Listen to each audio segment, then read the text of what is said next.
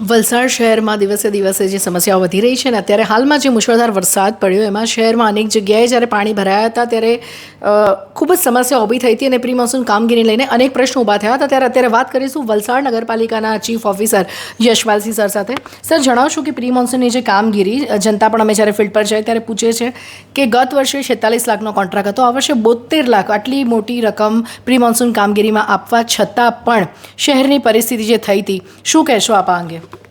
વલસાડ નગરપાલિકાની અંદર જે ગત વર્ષે પ્રી મોન્સૂનની કામગીરી કરવામાં આવી હતી એ વિસ્તાર અને આ વર્ષના વિસ્તારની અંદર ઘણો તફાવત છે. આ વખતે નગરપાલિકામાં જે અમારા જે લોકલ કોર્પોરેટર છે એમને દ્વારા જે અમને રજૂઆત કરવામાં આવી હતી એના આધારે અમુક વિસ્તારનો ઉમેરો કરવામાં આવ્યો હતો અને એના આધારે જ આપણે કામગીરીની આખી મંજૂરીથી લઈને તમામ પ્રક્રિયા પૂર્ણ કરી હતી અને ત્યારબાદ આપણે 15/5થી કામગીરી સ્ટાર્ટ કરી હતી અને 15/6 સુધીમાં મેજર કામ તમામ પૂર્ણ કરી નાખ્યા હતા. જે આપણા મેઇન મુખ્ય કાંસો હતી, જેની અંદર વર્ષોથી કચરો ભરાઈ ગયેલો હતો, જેની અંદર પ્લાસ્ટિક વેસ્ટ હતો, જે ઓપન ડ્રેન હતી, જે બોક્સ ડ્રેન્સ હતી, એ તમામને ક્લિયર કરવાની કામગીરી પૂર્ણ કરવામાં આવી હતી. અને ત્યારબાદ પણ નગરપાલિકા વિસ્તારની અંદર જે જગ્યાએથી આપણને લોકલ ફરિયાદ મળતી હતી કે પ્રી મોન્સૂન કામગીરીના ભાગરૂપે અહીંયા પણ કામ કરાવવું જરૂરી છે, એ પણ અમારા દ્વારા એજન્સી પાસેથી સતત કામ કરાવવામાં આવ્યું જ છે. અને વાત કરું તો આપણે જે વરસાદની જે આપણે 3 જુલાઈના રોજ જે વરસાદ પડ્યો હતો એ દરમિયાન ફક્ત સવારે 6 થી 8 દરમિયાન 6 ઇંચ ઉપરાંતનો વરસાદ કે 6 ઇંચથી અધિક વરસાદ પડેલો હતો. એના કારણે 1-2 કલાક પૂરતો મને પણ ધ્યાનમાં છે એ વસ્તુ કે વરસાદના કારણે પાણી ભરાવાનો પ્રશ્ન બિલકુલ થયો હતો.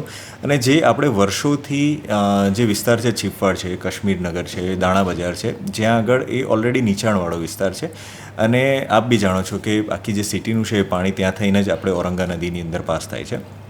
એના કારણે એ પ્રશ્ન બન્યો હતો. પરંતુ અત્યારે પણ જે પ્રી મોન્સૂનની કામગીરીની અંદર કોઈ ક્ષતિ હોય કે કોઈ જગ્યાએ અમને એવી રજૂઆત મળે છે તો અમે તાત્કાલિક એ પ્રકારે એમાં એક્શન પણ લઈ રહ્યા છીએ. નહીં સર, અત્યારે જે વિસ્તારમાં પાણી ભરાઈ ગયા હતા તિથલોની પણ આપણે વાત કરીએ તો હવે હજી પણ કદાચ 6 ઇંચ કરતાં વધારે વરસાદ પણ આવી શકે. વરસાદ છે કંઈ કહેવાય નહીં, આગાહી કદાચ આવે એ પ્રમાણે. તો સર, એની માટે કોઈ પ્લાનિંગ થયું છે? અત્યારે છે ને નગરપાલિકાની ટોટલ 5 ટીમ અમે સ્ટેન્ડ બાય ઉપર એ રીતે રાખેલી છે. ફાયરની 2 ટીમ છે અને બાંધકામ અને ડ્રેનેજ ડિપાર્ટમેન્ટની ટીમ્સ છે.